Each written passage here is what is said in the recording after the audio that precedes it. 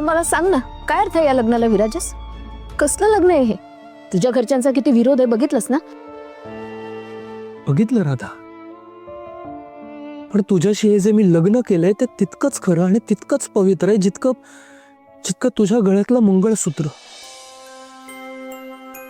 राधा, राधा माझ्याकडनं चूक झाली. मी तुला नाही सांगितलं की मी कोण आहे ते. पण प्लीज माझ्यावर विश्वास ठेव. हे सगळं मी तुझी फसवणूक करायची म्हणून नाही केलं. राधा, रितसर लग्न झालंय आपलं.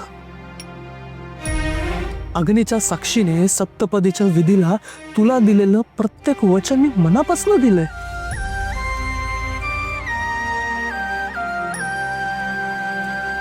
मला मान्य आहे तुला अशा ठिकाणी राहावं लागतंय.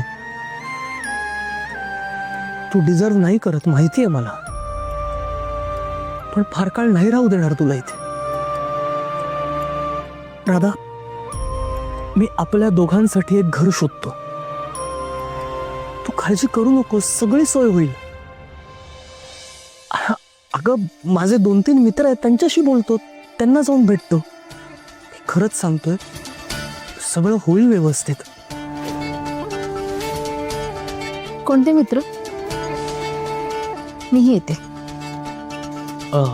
नाही नको, ते तू थांब इथेच, मी पटकन जाऊन भेटून येतो.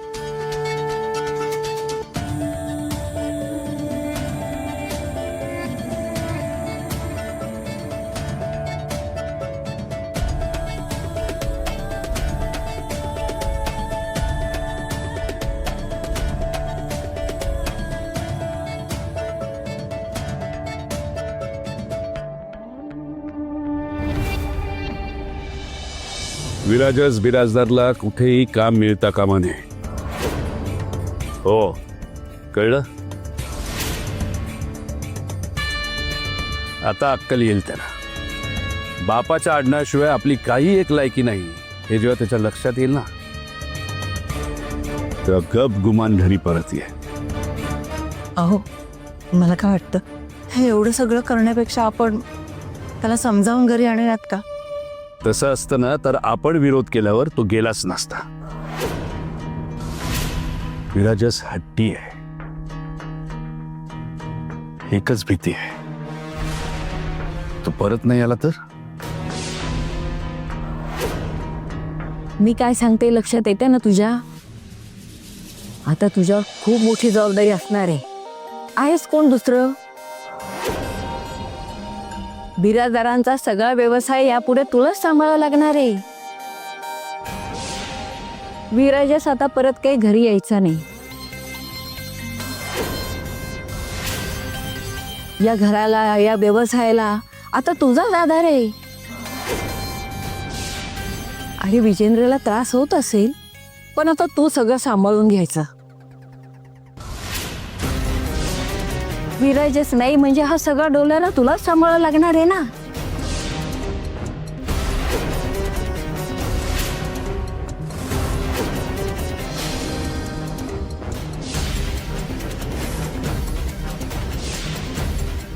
आजी, आपण नंतर बोलूयात, मला खूप काम आहेत. हा, येतो.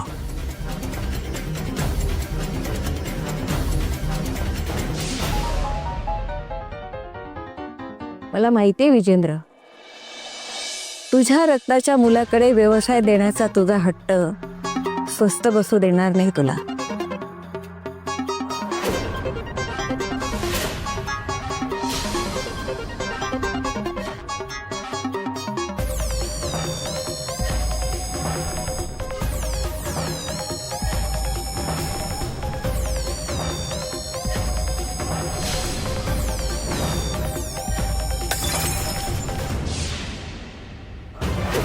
याच्यावर भिजता माझ्या बिझनेसनी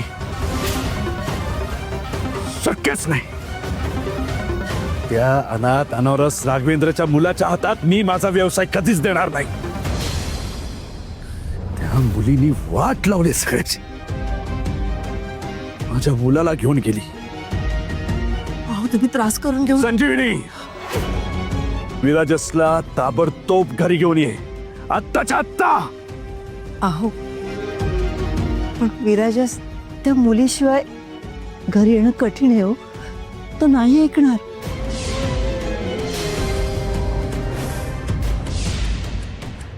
मग त्या पोरीलाही घरी आण.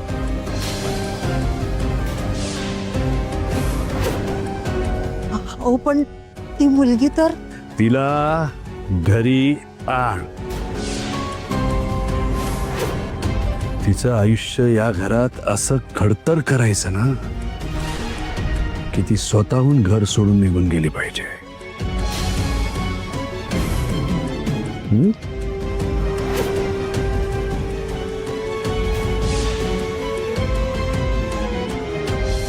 वेकन्सी नाही म्हणजे? अहो मी तुमची ॲड बघितली सर. एक मिनटं सर, माझं ऐकून घ्या. हे बघा, तुम्हाला जे हवं आहे ना त्याच्यासाठी मी एलिजिबल आहे, क्वालिफाईड आहे. सर माझं सर मी विजेंद्र बिराजदारांचा मुलगा आहे. मी तुम्हाला तेच हॅलो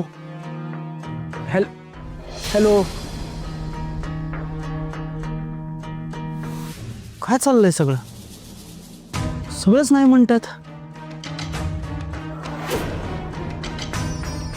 हे बाबांनी तर नसेल सांगितलं ना यांना? म्हणजे आता कामच नाही देणार कोणी?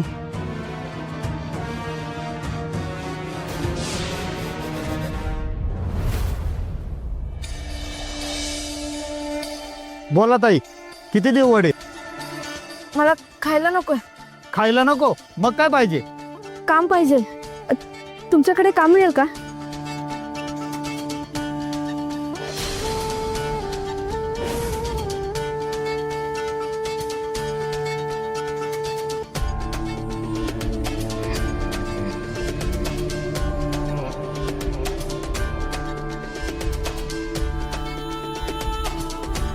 काय होतं हे सगळं?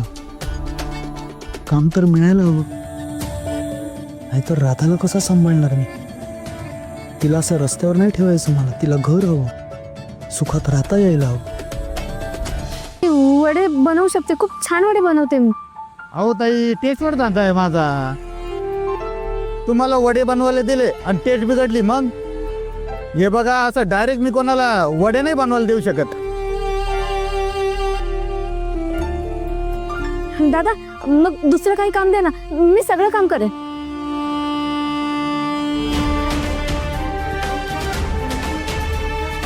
भांडी घासाल का तुम्ही? दिवसभराची मजुरी देईल तुम्हाला मी. जमेल?